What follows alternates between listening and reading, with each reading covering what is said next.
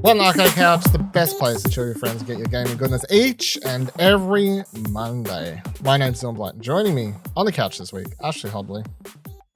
Hey Dylan, excited to be here, as excited as these companies were to put out their statement saying fuck NFTs this past week. They were thrilled. I think we should announce an NFT to get some like heat and then announce and get some buzz. Yeah, some buzz and then proceed to say, nah. Not into See, I watched that NFT video that's been going around, the explainer one that's everyone's been sharing. I haven't seen that. I reckon we can do one of those rug pulls on a bunch of like dumb, susceptible. How long is this? Do I need to watch this? It's like 2 hours. I do not need to watch this. Yeah, 2 hours? No. That is too long. Yeah.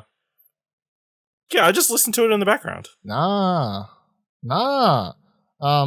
Also here, Ciaran Marchant. Hey Dylan, excited here to talk about the biggest gaming acquisition of the week. Wordle by the New York Times. You want me to tell the funniest thing? Do you want to tell me?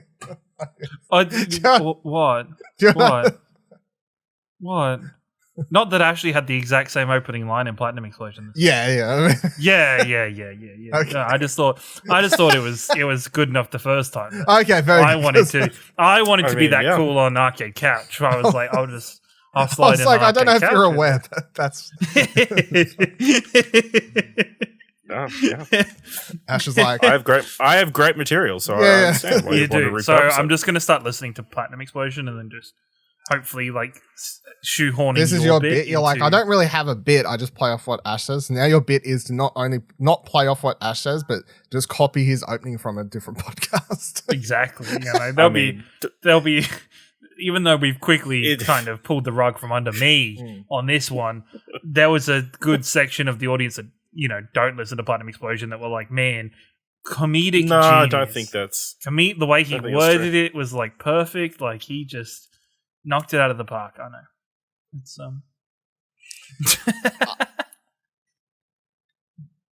Good joke, yeah. 10 out of 10 joke, yeah. Good joke. See how this goes. I mean, it's funny because you know, a long time running joke on what do you want to watch, and Nick pretended to be me. So it only makes sense that Ciaran is trying to be me as well. So. Well, long time running Explosion Network joke. Everyone tries to be Ash, apparently. So there you go. Who wouldn't want to be? How's the weather, guys? Yeah, there you go. Shout out. It's a fair question. Today on the show, Dying Light 2 impressions, Sifu review and progress, and talk a little bit about how Nintendo's doing. And there's a bunch of movie. I'll tell you what, we're about to enter the video game movie TV adaptation, like Golden Age maybe. We'll see. But anyway, there's a lot of shit happening and stuff. All right, let's talk reviews in progress first. I'm going to start with Sifu. Sifu. So let me set this up this way. Review embargo, Sunday night. We're recording this Friday. Yep. This comes out Monday. I currently have no... Pretty confident that you're going to hit review embargo, right? I currently... Now, this is very weird because for most video games... let me tell you this way. There's 5 levels in this game. I'm up to level 4. I proceed. Ash is shaking his head because he's like, last time I heard you're stuck on level 2. So I'm up to level 4. I'm up to level 4. That's okay. Now, most video games, you'd be like, you just got 1 level left after this. Like, you're on the second last level. That's not true. How many levels are there in Returnal? Like 3, isn't there? No, there's 3 acts, but there's like 20 chambers or whatever. So, I mean, I guess, but 5 levels. I got 1 level left. Got to beat the one I'm on. One. Surely you could do that. I've Saturday off work. Easy peasy. The thing with this game is, I couldn't actually make that promise. Who knows what will happen? I honestly, at this stage, I honestly don't know if I'll beat the game. And that's because Sifu, a game that most people have been excited about, is very what you're fucking saying hard. Is the game is... okay. It is a very I was going to ask if it was like hard or like it was broken or, you know, there's some issues with it, or is it just a case of you sucking? Oh, no. Everyone... As far as I'm aware, the majority of people, I'm sure there's some people who are like really good at video games, and maybe they'll even be like, yeah, it was kind of a challenge. But from what I can gather, the majority of people playing this that I'm aware of are getting their asses absolutely handed to them currently. So if you don't remember what Sifu is, by the way, it's on PlayStation. It's on, I think it's Epic Game Store is the PC one. It is from the developers of Absolver.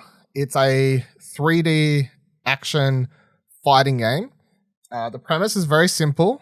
It is that when you're a young kid, you get to pick if your character is male or female. And at the start of the game, that character witnesses their father, who's like this martial arts lord or whatever, die. And then it's a simple revenge plot. It is the leader and the 5 henchmen. It's Kill Bill. Like, to put it into a movie that most people Kill Bill or like seen. kind of any of those kind of classic kung fu. Any of those classic martial arts movies, but obviously the one most people I'd say if they don't watch like classic martial arts movies, it's Kill Bill. It is literally first level, go kill the first like one character. Next character's like it's like they all have names. It's like the botanist, and then the next ones I can't remember something else. They're all like they don't. Is one of them the butcher? There's always a butcher. I don't recall a butcher. I think they've somehow escaped that. And then the last level, and you have like in the level select screen, there's like in the bottom left hand screen, there's a list, and the names get crossed off as you kill them. And then at the bottom is just like the leader, the one who killed your father. So it's 5 levels. There you have to fight through these areas, bunch of goons. There's no puzzle solve or anything. It's literally just a fighting game. However, is very hard. It is very hard. And the hook for this one is that when you start the game, your character is 20, like age of 20. If you lose all your health, so let's say you start the first level, you walk up to some people, you start fighting them, they take your health down to 0, you'll die, you'll come back alive, you're now age 21.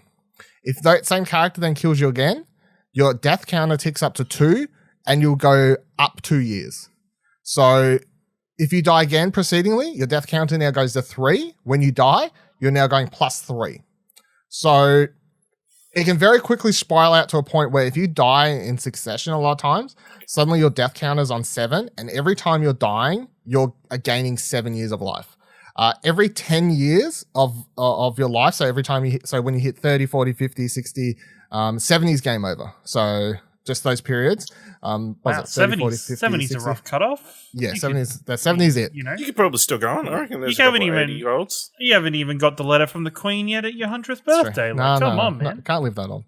But you get 4 points in those 30, 40, 50, and 60 where your health, when you hit those ages, your character will change. You'll look a bit older and stuff.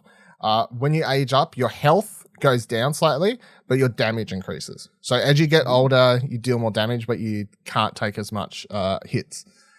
Now, the thing for this game is, so I play the first level, right?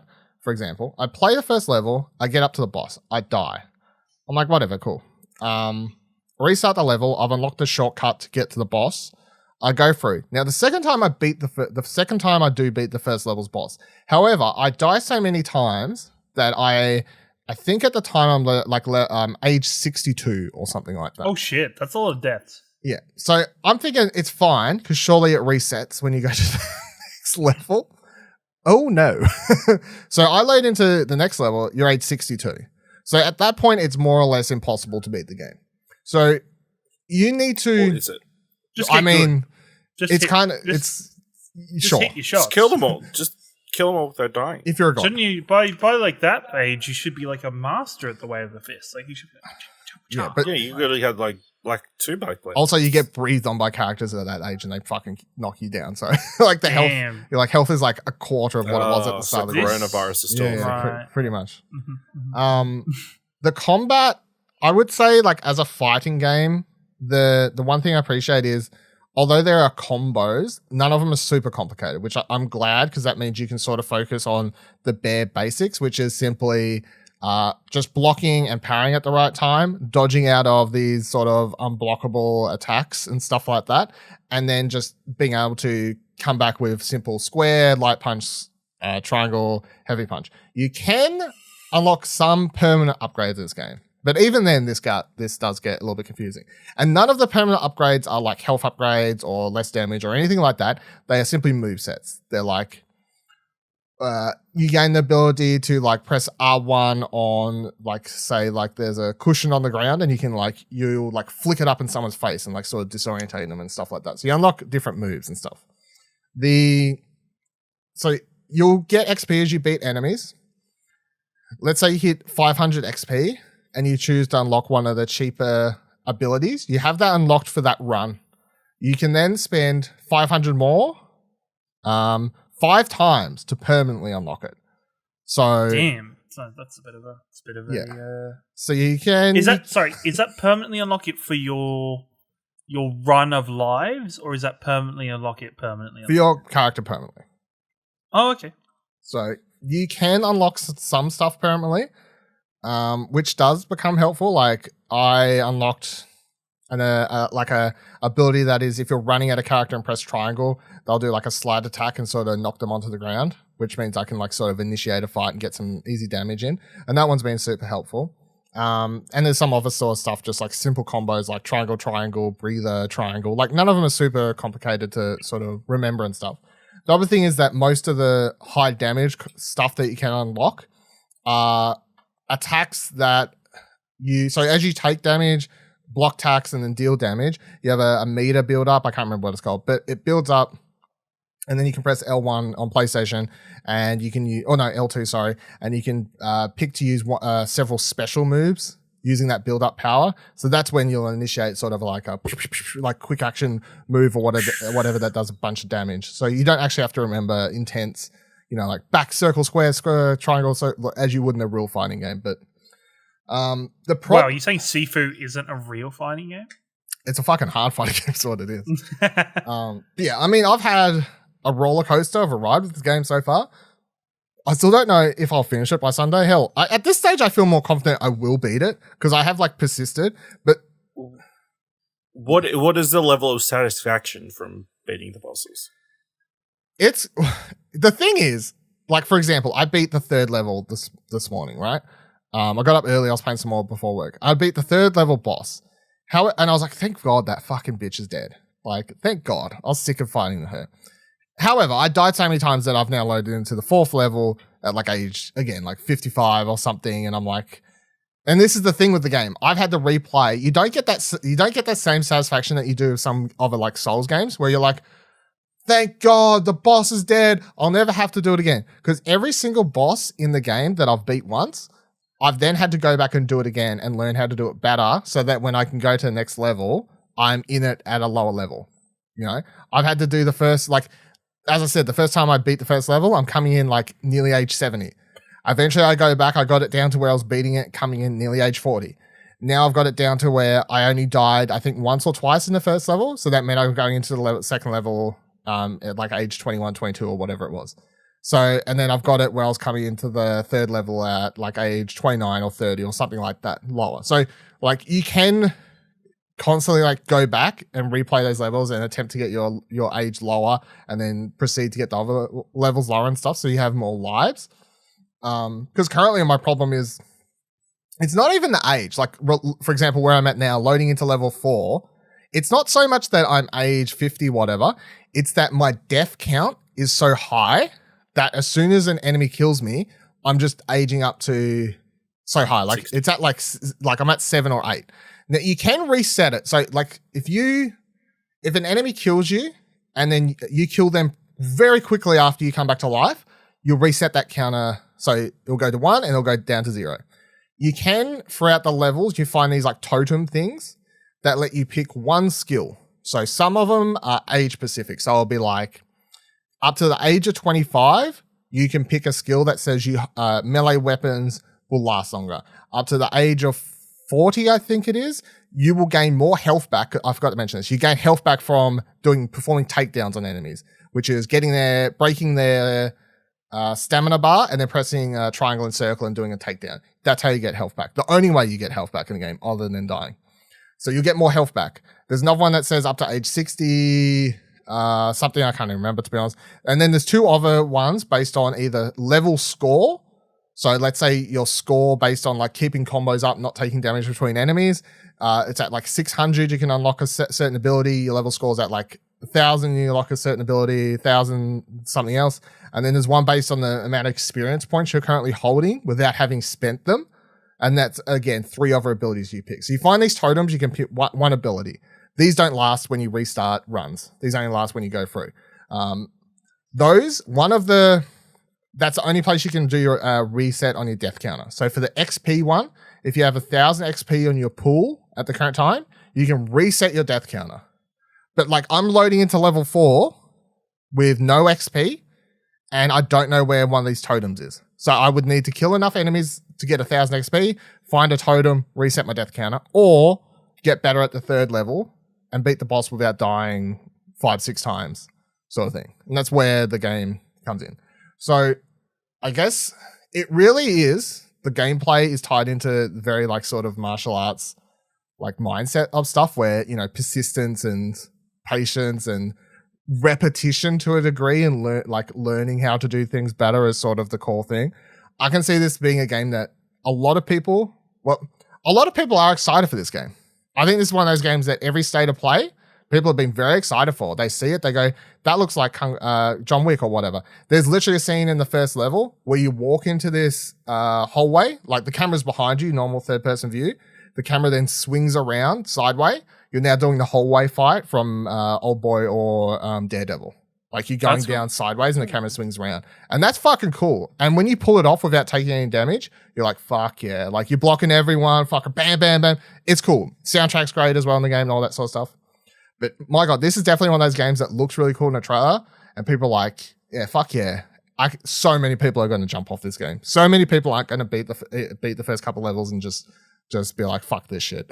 You know, you have allayed my, I don't want to say stress, but I now know this is a game I'm not going to pick up on release day. Like, I'm not going to pick it up on launch.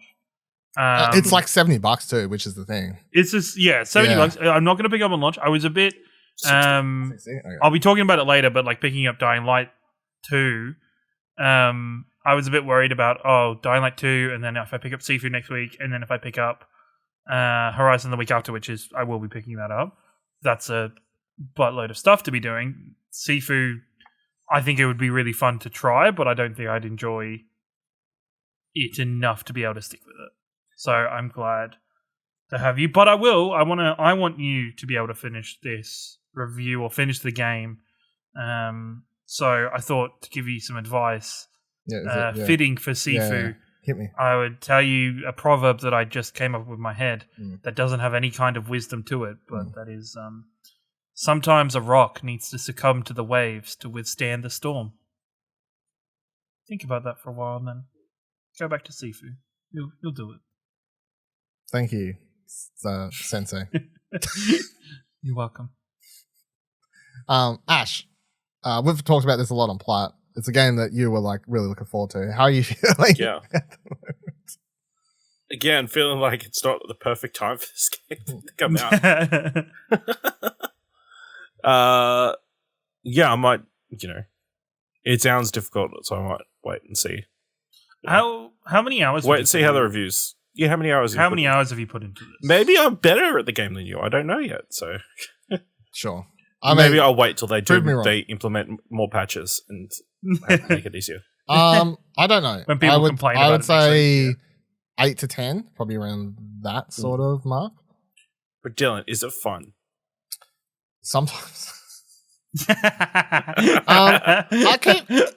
It's funny because I don't find it super frustrating. Like even there was like a point where I was like content to just be like, all right, I'm like really struggling. I'm not going to be able to get this done by Sunday. I want to beat it, but I'm just like not going to rush myself. And then I went back to playing the other game that I'll talk about in a minute and sort of finish that off. But then once I got that done, I was like, all right, well, guess I'll got time. I'll go back to Sifu for a bit. And it's just like, even when you're dying, like I am sometimes like, I'm like, fuck, like, at my screen, but I know it's my fault is the thing. Like, I don't feel like anything in the game is super unfair. There are times where I'm confused about what I'm supposed to be doing.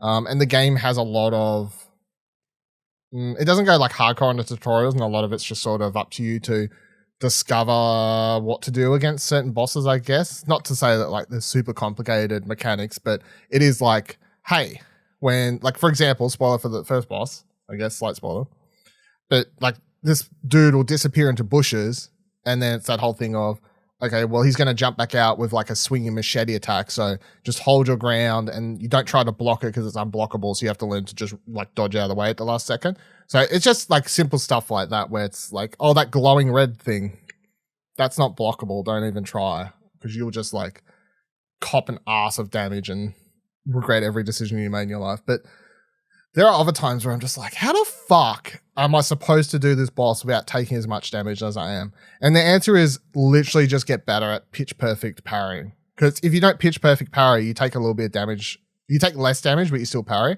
But I'm like, some bosses are just like, and I'm like, I'm parrying it, but I'm still taking like damage. I'm like, how the fuck? Like, there's just like lots of things, but music's great. The level design's cool. Each level's really different too. Like none of them feel samey. The first one's in this sort of apartment complex. I don't know where. And then the second level's in a club. Classic. Go to. And then is there one that goes to like the sprawling back rooms of like a restaurant of some kind? Because there's always like a kitchen fight. Not as of yet. So okay. How's that going on? Oh, actually, no, there's a kitchen you go through in the first level. Yeah. Not like a huge section, but there is a kitchen in the first level. Yeah, okay. So, and there's also a big drug area where people are like packing up cocaine. So it's got that's also a go-to. Do you think this style of game, like, because you mentioned John Wick, and we've already had John Wick games, would you think like kind of a John Wick style game in like a John Wick game in this style would work well, or do you think a John Wick skin? Yeah, like maybe not a skin, but like, does this lend itself to have kind of more of this genre of movies and TV shows, like Transporter, even just like some old kind of Hidden Dragon, like Bruce Lee kind of stuff? I wouldn't say so. I feel like the audience for this is a lot smaller than. I really don't feel like most people would. This is the sort of people would like a John Wick game where the game's difficulty just makes you feel like a badass. People don't want a John Wick game where they have to work to be the badass, They just want to feel like the badass from the outset. So that's fair. I think that's the difference. But yeah, I'll see how I go. Sifu, I'll talk probably more about on Plat. Hell, maybe by then I'm like, I did it. If you, I did it. I beat the game. The thing is, I don't think you'll be saying it like I did it. You'll be like, I did it. What did it cost? Yeah, everything. Yeah. I'll tell you what. I'm so scared of getting to the final boss, and yet just like I really want to, but I'm also like, how fucking hard is that cunt going to be? It does sound like it's going to be a fun game to watch speedruns of. Like I'm going to be interested to watch players who are really kind of at high level. People will get really good at this, and people will beat the game in like half an hour probably, or maybe like less than an hour. I reckon you could beat the game in under an hour probably. If you know what you're doing and you're just flying through the level, I all up again without having got to that last level. I reckon all up you could probably beat the game in under an hour. Because it took me a lot longer to do the first level, for example, because I'm just taking my time and I'm like sort of scared of enemies and stuff. I know the first level so well now because I've run it the most that I'm literally just running like punch, block, punch, like walk. Oh, there's a guy there. I know where every single enemy is, where around every corner, so I could almost speed run that level, and I can do that one pretty fucking fast. But yeah, the rest not so much. All right, the other thing I talked about, the other thing that I actually have a review up for. So I reviewed OlliOlli WOrld. Gave it an 8.5. Full review is on the website, of course. So this is the third OlliOlli game, their skateboarding series. I didn't love the first two, so I was sort of looking forward to this one from the moment they announced it because it looked a lot different. And I remember in the initial video they were talking about making it, a bit easier while still having the challenges there for people who liked, because the first two games were, or the original ones were like super hard. Like you had to like perfect the tricks and all this. And I was like, sometimes I don't want to do that. What if I just want to have fun with doing skateboarding or whatever? But keeps the same sort of mechanics. It's a side-scrolling skateboarding game. You flick the right stick to do some tricks like kickflips and whatever. You can hold down a button to grab onto your board, rotate the other stick to rotate, press X when you land to do manuals, flick into a wall or a rail to perform a grind and all this sort of stuff. Very pretty game, has an amazing art style, lives in its own sort of fantasy land where there's like talking trees and giant bugs. And I think that's one of the most cool things about it is the world's just a lot of fun. The cast of characters you meet and you talk to as you're going across this journey, a lot of fun to hang around with. I think it's super accessible. I've seen some other people saying it's still too hard. I personally don't think so, but I mean, if other people are saying it's still too hard for them, then that's worth taking note of. You have the experience of you were right into the skate games, I guess, growing up. So at least you have that. Yeah, maybe that helped me a bit like, more than a little bit. I'm aware of, but I think the thing that sort of makes it better than other ones is, so to beat the game, quote unquote beat the game, it'll only take you a couple hours. The main goal for each level is simply beat it by getting to the end of it. So that just means at least ollie over every gap, like this sort of thing. There are checkpoints in the levels, 1 or 2 usually. There's plenty of stuff. And you can go next level, next and go. However, each level has a bunch of goals, like has 3 bronze, silver, gold sort of high scores to beat. It has 3 challenges, be that like perform certain tricks at certain spots, not like hit any sea goals and random shit like that. And then once you've done all that, you've also got, and eventually unlock an ultimate, like, I can't remember what it's called. It's like Radius, I think, yeah. This super hard challenge for everyone, and they're fucked. I haven't done any of them. Like, I've completed all the challenges. There's 5 worlds in this game, and each world probably has 20, 25, no, maybe 15 probably, actually, now I think about it. Probably closer to 15 levels in each world, something like that. So I've 100%ed all of the things in World 1, for example. I can't do any of the Radius challenges. Like, they're just fucking hard. So, but I've got all the other ones. I've got all the high scores and stuff like that. So, but yeah, you can beat all the game.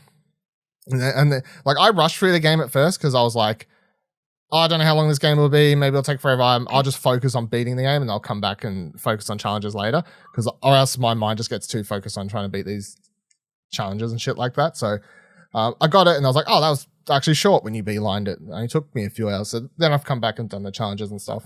There's also a multiplayer mode. I don't really think it's particularly good.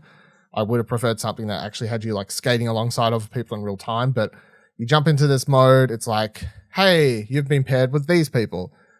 And of course, every time I was just getting paired with the other Australian like journalists and content creators. Yeah, so I was like, oh, there's so-and-so, so, like spot people's names. I may have purposely replayed the same level like 2 or 3 times just to smash everyone's scores and just like, better than you all. And then name names. No names. No names. But I fucking smashed you. But he does have well played. He does have a series of screenshots in a folder on his phone that if they must come out and they are there. Do have screenshots. They're not in a folder on my phone or on my computer. But I did take some screenshots. They are Dylan's nuclear launch codes against other sites. The first shot off the bow. But there was one where I was like, my score is like so much higher than anyone else's here. Like, get good. And I was feeling good because I'm coming off Sifu and I jumped back into this. I was like, yeah, Sifu's making me feel like finally. Sifu's like, I'm like, am I too old? Like, am I bad at video games? Have I ever really been good at any video game? And then I'm over here, I'm like, yeah, so I fucking get shit.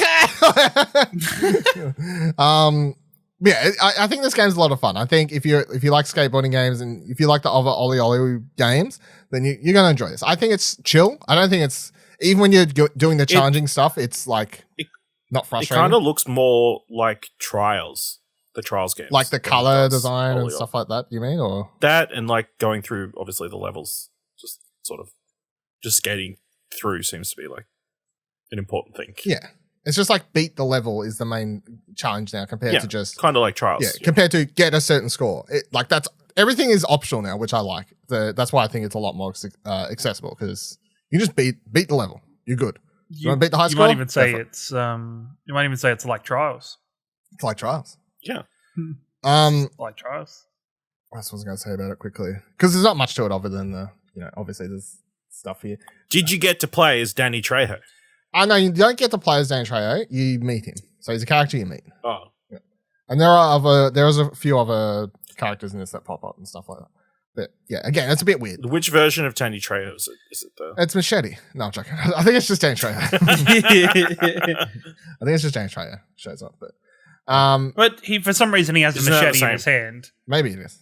No, maybe it was in his back pocket. I didn't see it. So, but yeah, I think if you enjoy these sorts of games, maybe like those trials or the other ones, I think, and given how fast everything loads now, you know, maybe on the Switch it doesn't load as fast, but you know, I'm playing this on PS5, so even if I click restart the entire level because I'm trying to do the challenge for beating the level without using any checkpoints, it's like it takes a second. You know, you're back to the start. You're off. So there's none of that frustration that I know I used to find on older generations of fuck, and then wait.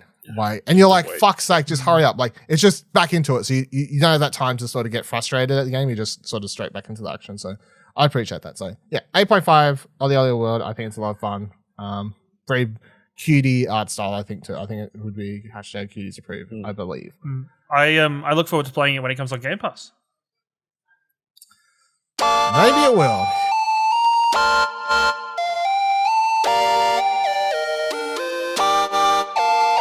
Alright, let's get into news for this week.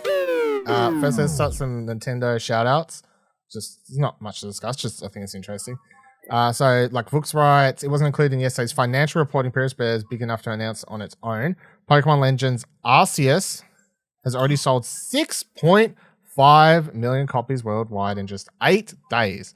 To compare, Pokemon Sword and Shield sold 6 million copies in its first week. Pokemon Brilliant Diamond and Shining Pearl were just released and they've sold more than 14 million copies.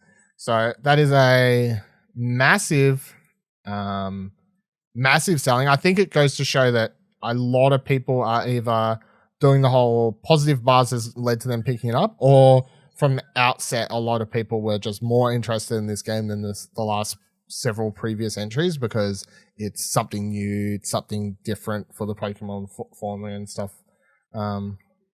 Yeah, what do you reckon, Ash? I mean, yeah, it's a big number. Like, straight off the bat, it's been, less than 7 days? It's a week today, I guess, as a recording. It's a week, yeah. Yeah. And they're saying it's, the second highest one behind Animal Crossing, which was kind of weirdly inflated because everybody was COVID stuck at home and needed something to do. Yeah. So COVID boom. Lockdown boom. The COVID boom, yeah.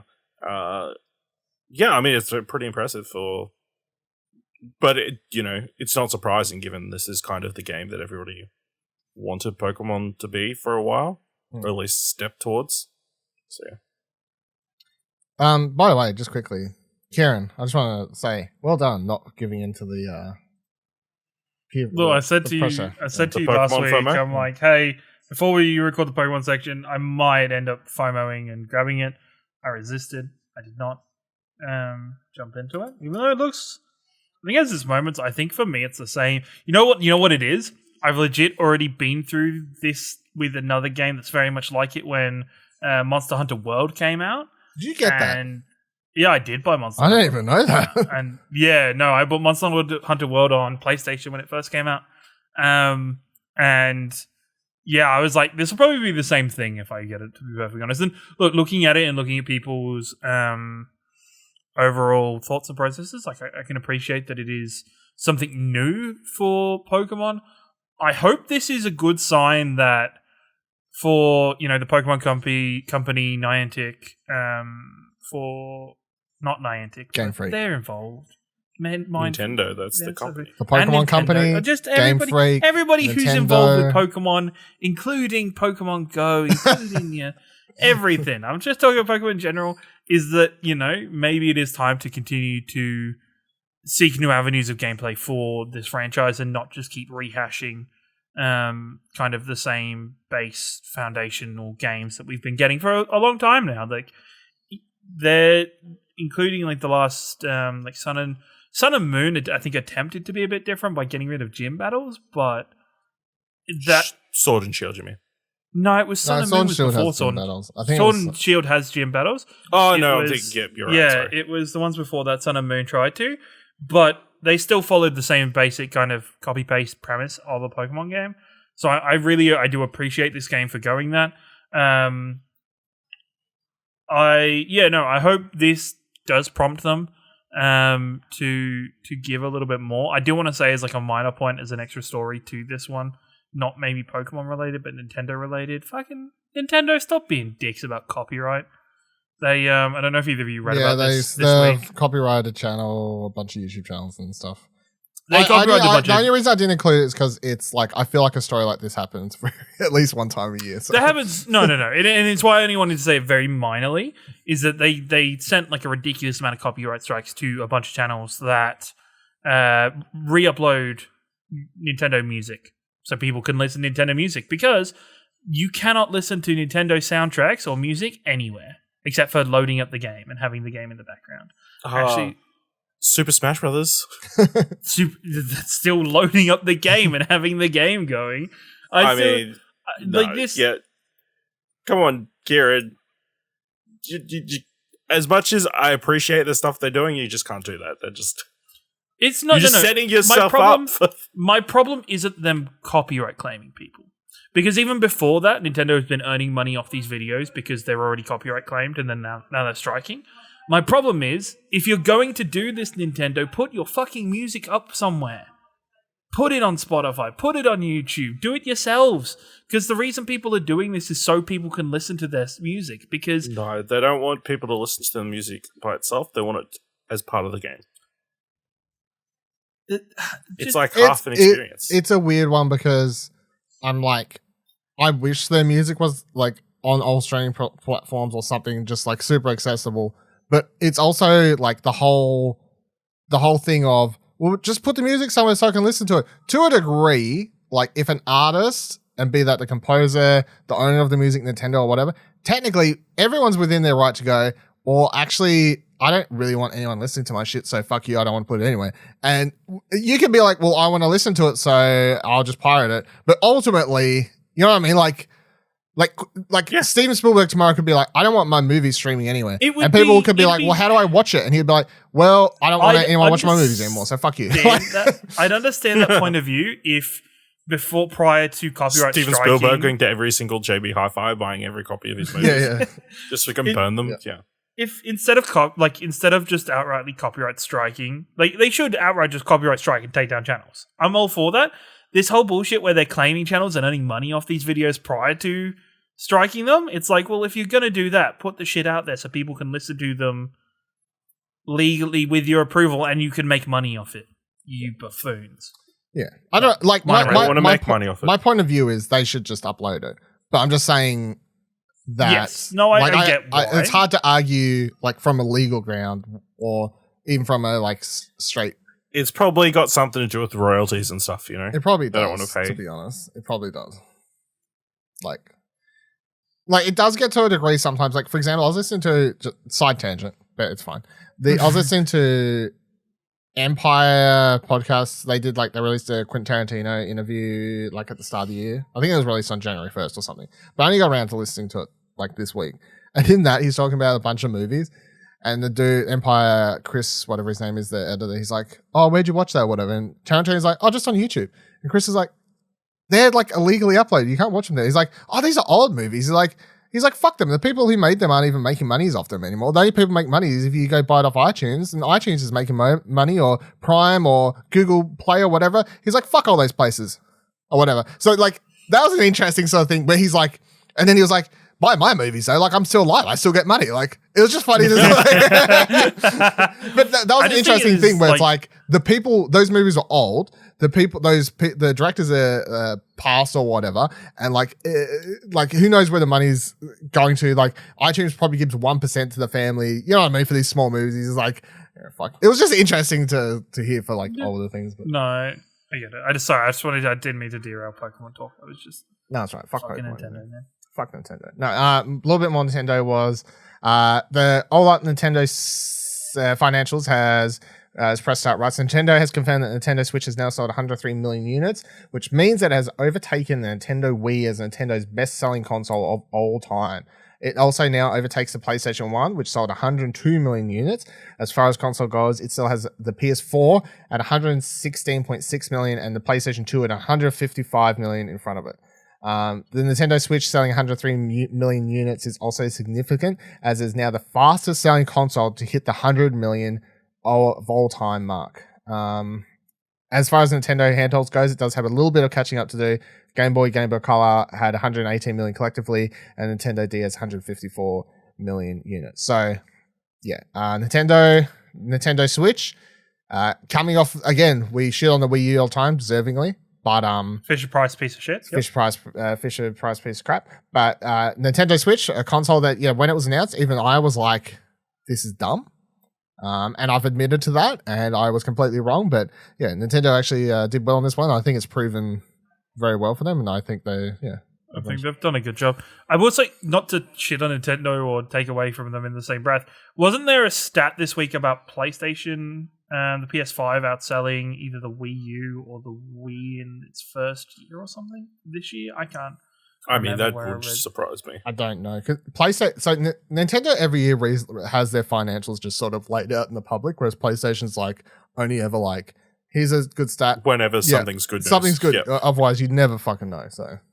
And Xbox like, no. Xbox is like, no news. We don't talk about our numbers. You don't need to know that. Yeah. They're like Game Pass numbers. Game Pass thing? Otherwise, we don't talk. We don't talk about anything else.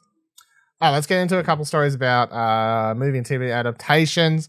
So, to keep the list rolling, first one was American McGee's Alice in Wonderland games to get TV adaptation. Writes gamesindustry.biz. The Alice in Wonderland video game series, spearheaded by designer American McGee, is said to be adapted to a TV show. The rights for the IP have been secured by Ted Field's Radar Pictures, and the show will be produced in partnership with Abandon Entertainment. Solid Snake voice actor David Hayter is also on board the project as a writer, as noted by The Hollywood Reporter. So, of course, the first Alice game was developed by Rogue Entertainment, published in 2000 by EA under McGee's direction. A sequel, Alice Madness Returns, was made by McGee's studio Spicy Horse and released in 2011. Have you played any of these games, Ciaran? Or I've never played any of these games. I've always been impressed by the general aesthetic of the Alice games. I've just always maybe been a bit held back by the maybe the developer attached to it and just the general kind of look at these games, just because they've presented as maybe you're closer to your B-tier kind of titles in terms of polish and everything with it. I'm really excited to see them adapted in this way, in a form that can fully bring out that aesthetic and bring out more of that version of Alice, which I think is really interesting and quite well built overall. Yeah, I've never played them either. I got the second one on PC. I've always said I will play it at some point because it is Explosion Network's Shree's like one of, if not her favorite video game. So if she was here, I'm sure she'd say a bit more than us. But it's a game. I've seen like video and aesthetic and all that sort of stuff. I think the overall design will lead to an interesting TV show and direction for Alice. I guess it's like obviously usually when you see Alice in Wonderland sort of stuff, it's even when Burton did it and it was a bit more like a bit more crazier. It was still Alice was mostly still just sort of normal girl, whereas this is like Alice is fucking stabbing motherfuckers. Like Alice is unhinged. Yeah, Alice is unhinged. So that should be interesting. And then the other piece of news. Can I just say, I also never play the game, but I always saw the box when I went into like EB Games or Electronic Boutique at the time. Can remember the PS3, the second one, right? On PS3. The Xbox 360 one. So I just assumed nobody bought it because it was always there. You're getting, if you've ever had a hashtag cutie stamp. It's a very niche game. That's been I don't think this is a cuties game.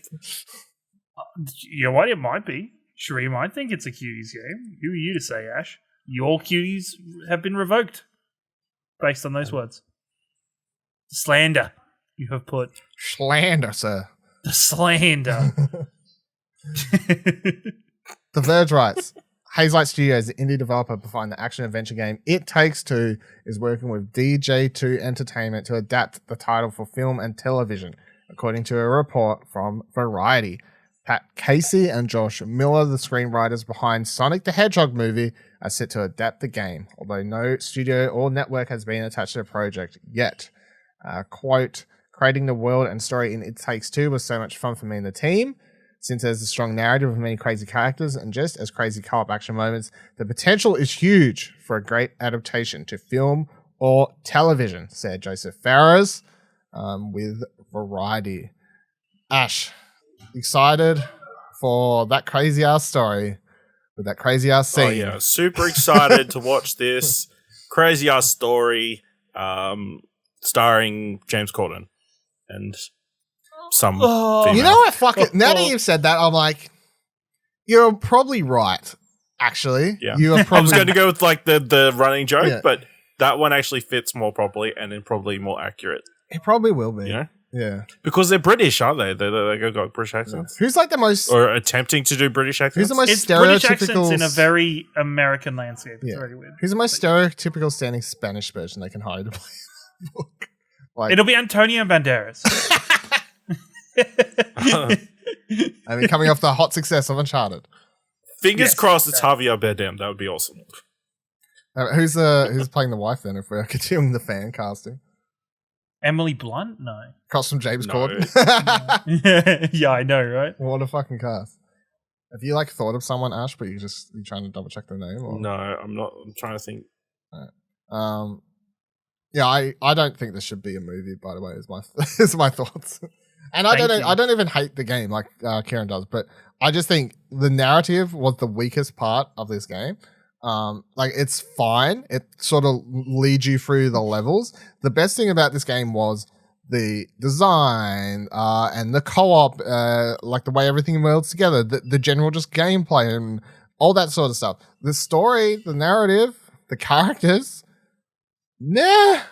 I don't really have much. I wouldn't have much excitement for this one, to be honest, at all. Lena Headey. That's what I'm going to say. Lena Headey, right?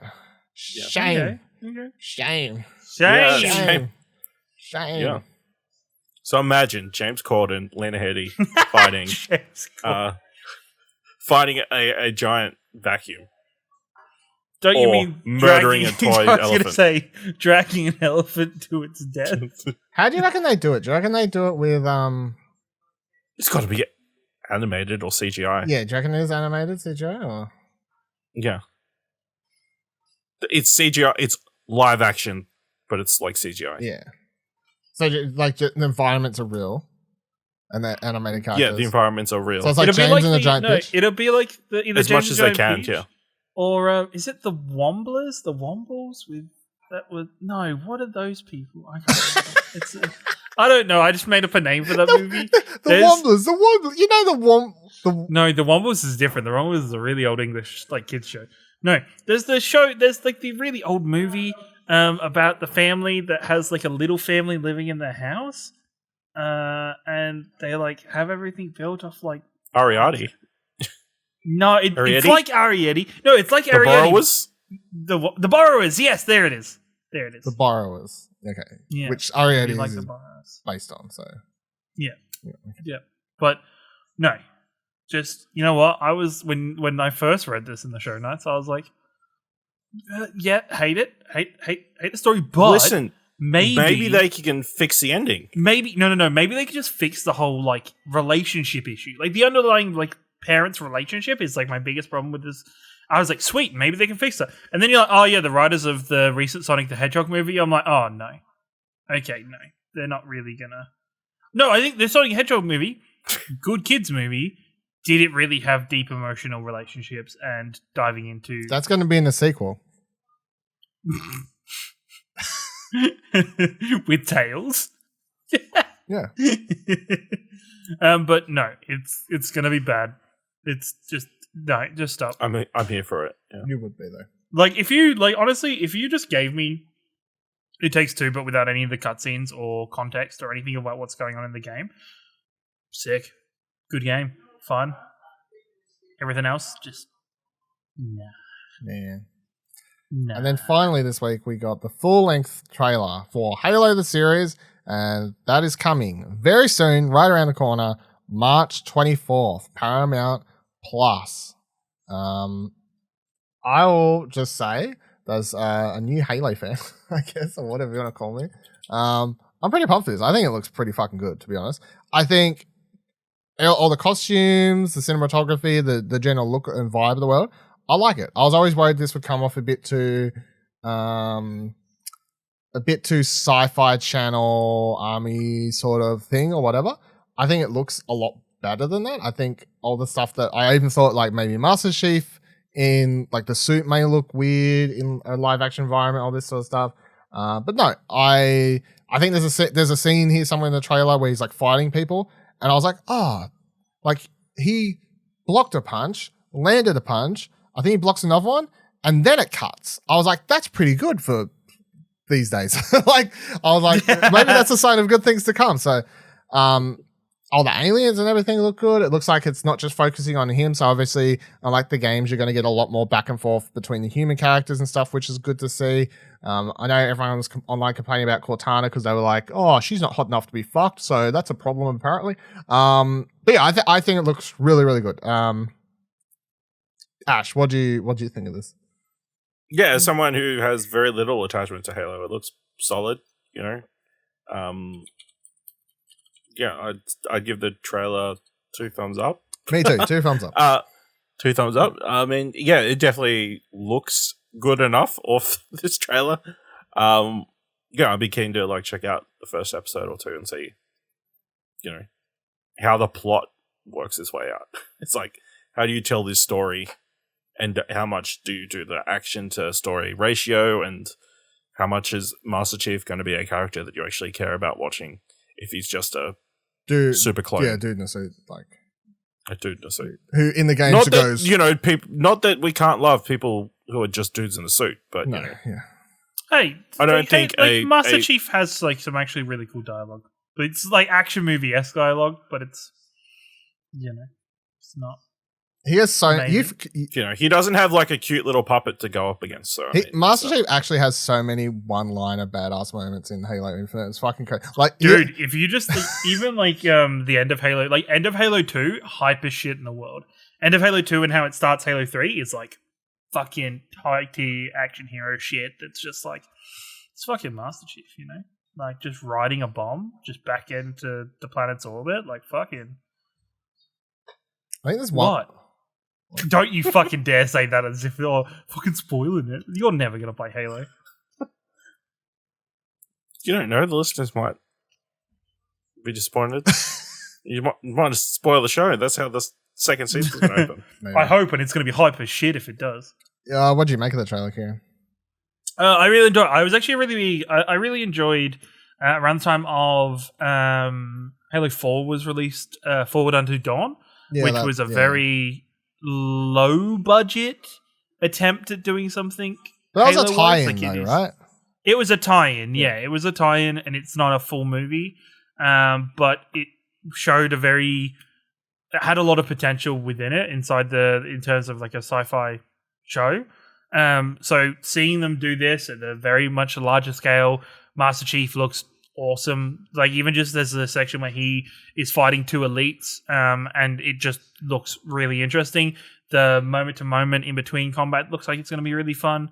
I'm excited to see them bring this world to life, bring the Spartans to life, and to continue fulfilling out. Because I think as we've played through Halo games, Halo has become a more story-based franchise, and I think Halo Infinite is the most story-based game in terms of kind of Master Chief's own interaction with the world and everything going on with it.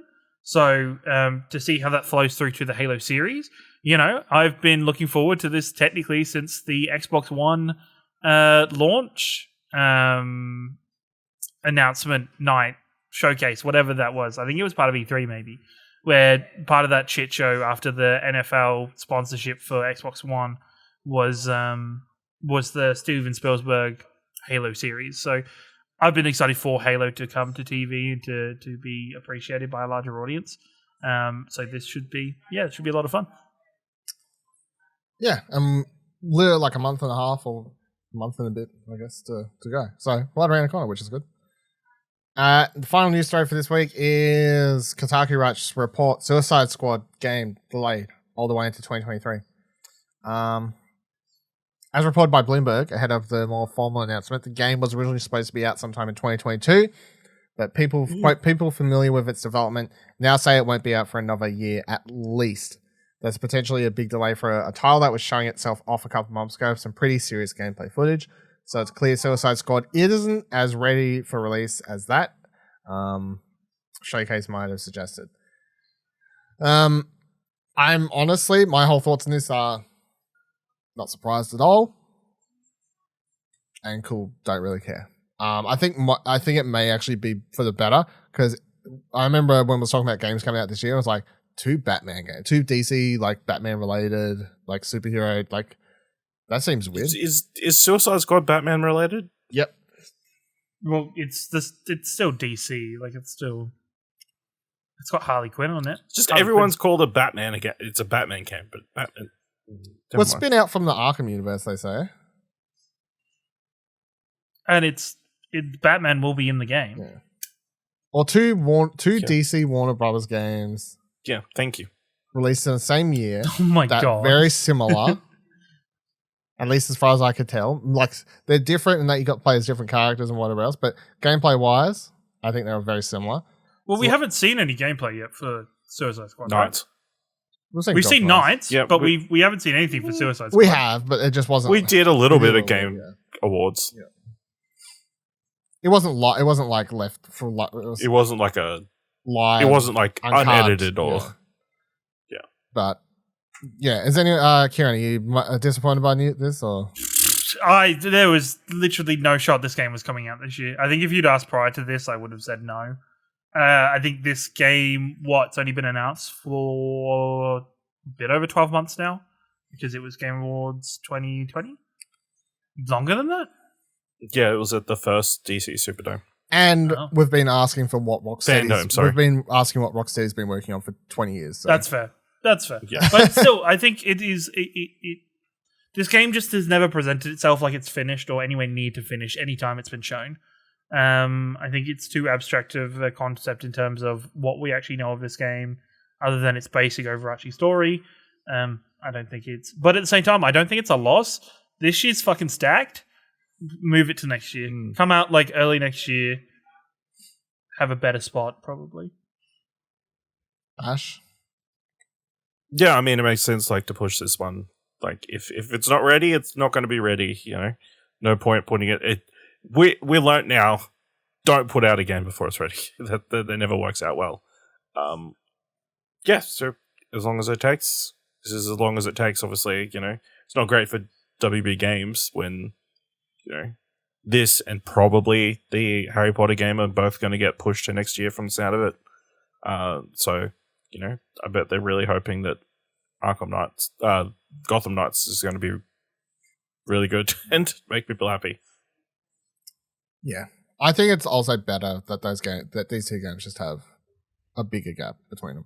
Like even if they were both ready, it would have been smarter to almost. But next year, how many potential superhero games is it going to be up against? You don't know. You mean like Marvel stuff, or? Yeah. I think you suspecting Spider-Man's out next year? I think so. That's fair. I think that's wild if Spider-Man's out next year, but sure.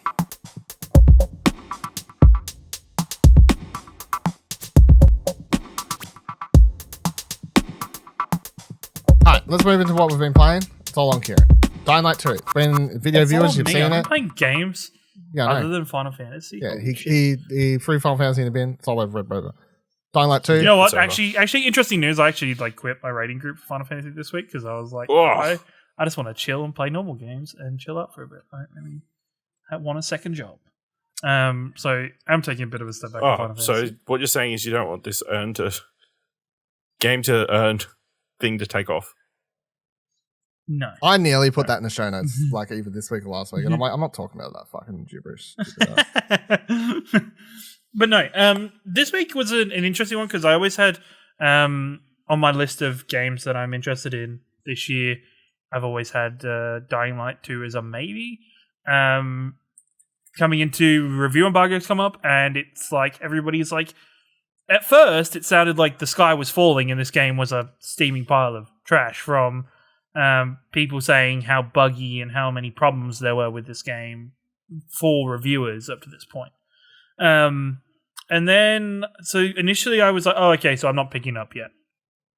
And then I still looked into a few stuff, listened to a few different podcasts, and people are actually really positive about this game, apart from, I think, the points of the bugs, and apparently the ending isn't amazing. Then coming out that Techland is like 1,000 bug fixes were added during the day one patch, which, you know, them announcing that. And then also, like, honestly, I picked this game up because of Days Gone and how much I love Days Gone. And you're like, we need to buy games as soon as they come out, otherwise they won't get a sequel. And you're desperate for a Dying Light 2. I just think it's very much a case of, I think this year, and I don't know why I had this epiphany of this thought. I think this year if a game interests me, I do want to buy it and play it. Unless there is a decent ruling factor. I don't want to like throw a crazy thought out there, Ciaran, but I think some other people have been trying that for a while. I know somebody I know people have. No. I'm not talking about it as if it's like a new wild thing. I'm just talking about it for me, as well as improving my review writing and just general appreciation for games. So I picked it up. I played. I'm only about an hour in. One of the things I think is not being spoken about this game is this game's fucking beautiful. Like, this game is actually kind of stunning in moments of kind of the opening area is a very wide open forest that kind of has a lot of course, vertical movement. I think the big thing for me always with Dying Light, and I remember this with Dying Light 1, was that it's taken me a little bit to get used to the traversal of this game, because I think parkour, while you're in a first-person view, can be a little bit sketchy in terms of depth perception and being like figuring out what jumps I can make, figuring out how to do the movement best. But look, overall, this game's already started off interesting. I'm excited to play it. I'm excited now that I don't have Sifu anymore to stress about, so I can give this game so glad I helped you. Yeah. Yeah, no, thank you. I'm glad I was part of the show. That I get to sit down and jump into it and play it more. I think the reports like that came out where Techland was like, "Hey, this is going to take you 1 billion hours, 800 hours to complete everything, 800 games." That is, I think, them trying to toot their own horn a little bit because of just how well supported Dying Light 1 was. Dying Light 1 had content coming out. I think it was last set of content was 2020 or 2021. Like, there's still content for that game coming out, and I think they were counting how many people hours would play that game because of that. They came out later and said 800 hours, every side quest, every random collectible, literally 100% every single thing you could do in the game, 800 hours. Then they came out and said main story 20 hours, main sort of stuff, I guess, to get trophies or whatever. So like the main side quests, main quests sort of stuff. I think that was like 50 hours or something around that or whatever. So yeah, the original 800 hours was like, fucking, you've combed the map of everything it can do, blah, blah, blah. Like, you've seen and talked to every single civilian, that sort of thing, which is dumb.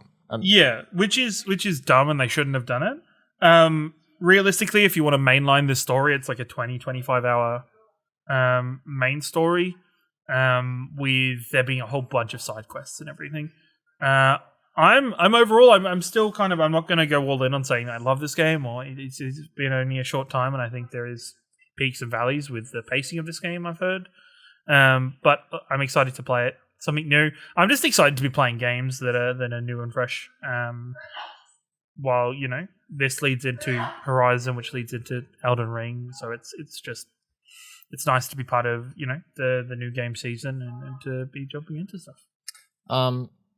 Yeah, I would love to. I was tempted to be like, but the thing is, I know that this game won't hold my attention, especially with Horizon on the back, and I've still got Sifu, and I just want to play more Pokemon. I guess is my like sort of my fun thing. And that was before you realized how bad you were at Sifu. Yeah, before I realized how bad I was at Sifu. But because I obviously jumped into Dying Light 1 last year or whatever for 6 to 8 hours or whatever, somewhere like that. And I was enjoying that enough. But then after that point, I was like, I'm done.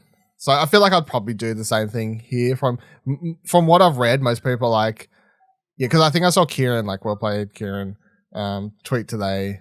Like he was like, I played it, got like halfway, and was like, I don't think I can be bothered playing anymore because I'm just sort of done. Yeah. And then stopped. And I'm like, I feel exactly what would happen to me for this sort of game. So, because I'm like, I enjoy the parkour systems and the zombie at nighttime stuff because that's interesting and different to a lot of other games. The daytime fighting stuff, in the original at least, I was like, this is fine or whatever. The nighttime stuff's when the game's like doing unique things I think other games weren't doing. And the parkour stuff's obviously cool and whatever else. Have you got the glider thing straight from Zelda's game, do you know? I haven't had it used yet. I do know I have it kind of either equipped or it's like in my inventory, but I don't know if that's just because of pre-order DLC or whatever and it isn't just unlocked until a bit later into the game. But no, that is still yet to be found out. Because every video I've seen people post on Twitter, like after the embargo went up, everyone's showing videos and we've got the glider thing on. For some reason, I assumed that maybe that was a late game thing, but and it could be, I guess. No, I'm going to guess it's probably available. It's in all the trailers and everything. Apparently, one of the good things this game does is giving people new parts and abilities of the game regularly throughout the playthrough, and always adding new stuff to the gameplay experience. So I'm excited for that, looking forward to that, and see if I decide to mainline through the story and finish it, or I do my classic open world Ciaran strat of piece of candy on mission markers and shit and get burnt out and then go back to it in like a year's time and play it properly when I restart it again. Go back to it in a year's time. A year. Wow. Sometimes. Talking about going back to games. Horizon. So, you said you'd started God of War before we started recording. So, I just want to know how far... Not far. Okay. I've only just got to Alfheim, which is only like it's a few hours. A few hours in. It's not as far. I can't remember. I got the head dude the first time I played. Maybe Mimir? Yeah, but that's what maybe remember. 5 hours in. Maybe. Yeah, it's not even that long in.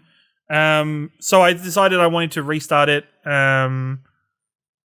It's a game like Horizon and God of War. I want both of them finished prior to the game being released. Horizon probably next weekend. I'll probably just load up and get the last mission finished. So I'm nice and fresh. You tell yourself that. Can I just say this on record? No. I'm going to laugh my ass off if you go and you're like, guys, I completely forgot. It wasn't the last level, and also it probably isn't. It probably is not. There's just been a screen that says, you know what?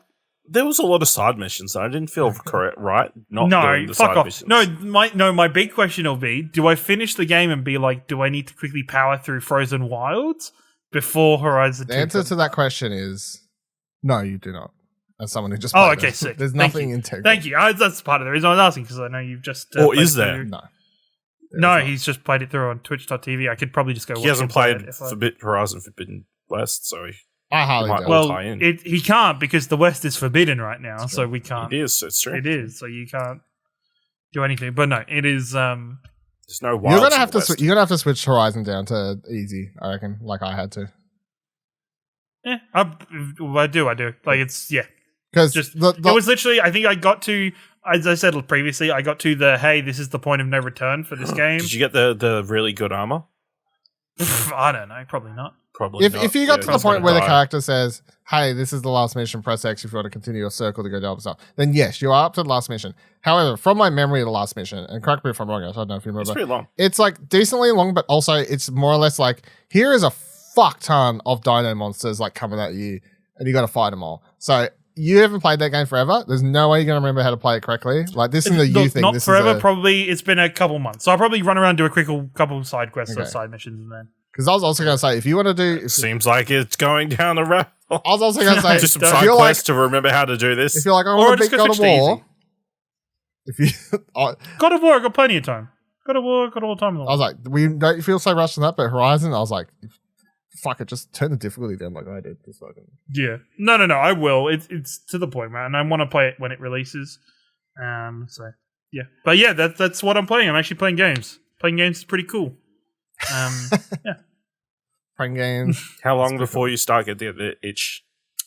I don't get the itch. I'll be probably playing Final Fantasy like on and off with like leveling characters and stuff, and still doing the content updates. But I don't think I'm going to commit to anything more than that with that game for a little while at least. Which is kind of fucking crazy considering Australian servers came out like the last fucking week, and the game is actually really fun to play mechanically. I just don't want to commit 3 nights a week to raiding. Is that how much you was doing? 3 nights a week of raiding? Yeah, I was doing Sunday, Monday, Thursdays from 9 o'clock till midnight. And pretty much that was just smashing yourself into a boss for that. Like, literally, I'd been playing the same boss for maybe the last 2 weeks. And it was infuriating. In terms of just not very minimal progression in terms of finishing the fight. Yes, very good. See, that's the like, you know, like, I don't know. I don't have it in me. I'll tell you that. I do not have it in me. That sounds like the rock bottom moment. It's like, oh my god, what am I doing with life? I wouldn't say no. My rock bottom moment was like 2 years ago when I quit Overwatch. Yeah. After I'd not been on the podcast for fucking 6 months. We all know you just have like a personality trait at this point that just like goes all in on something for some reason. And yeah, if I really like something like that, it's like, oh, I want to be good at this game. I'll go all in on this shit and only play this for a while. Pace yourself. Because like there's times and quiet periods of the year where I'll play like, we're playing like a fuck ton of Apex or something, like maybe once or twice a week or something. But at the moment, I'm playing shit for ages because it's just like holidays and back to stuff or whatever else. But like the secret to these games, Ciaran, is you just always have them on the back end. You know? They never go. I know. 3 nights a week is a lot. It was no. The thing was, it was. But that was the thing. That was the 3 nights a week of like, that's like the bare minimum. That's like turning up. But in between that, it's like, oh, you've got to make sure you cap out your currencies. Got to make sure that you're practicing your character's rotations. Have you done your melts? If you want to make money on the market board, you've also got to be crafting shit and then gathering items. And yeah, it's an job. MMO. I physically didn't have enough time in my life to be able to keep doing that with the current way it is. So I prioritized. The fact that you're like, I don't have time for this shit as a job, and the fact that I did that for Pokemon Go is like... It's like the funniest. And like, I don't want to. My game time for Final Fantasy, considering I didn't start it since August, is fucking insane. Like, I haven't looked at it recently. Last time I looked was prior to Endwalker, and it was up to like 400 and something hours. And I had barely played it previously to that. So it's previously. Willikers. Yeah, I spent a lot of time in that game. And then Endwalker, and like, that's yeah. I don't have time for that anymore. It's, something to do casually and fun, but not to be like the very best, like no one ever was. Yeah. This is a supportive environment, Ciaran. I do. Oh my god! Fuck off! End the fucking show right now. Get the fuck out of here. I'm fucking done. We all. All right. Thank you for joining us this week on Arcade Couch. Let us know any comments, questions, concerns you've had for the show by heading to either our Twitter or Discord. You can find our Twitters, explosionnetwork.com/Twitter. You can find our Discord, explosionnetwork.com/Discord. If you like the show and you'd like to let us know, you can head on over to explosionnetwork.com/support. $1, recurring monthly payment, whatever. Any donation helps keep the lights and the website running. And until next week, same time, same couch. Have a good one. Goodbye.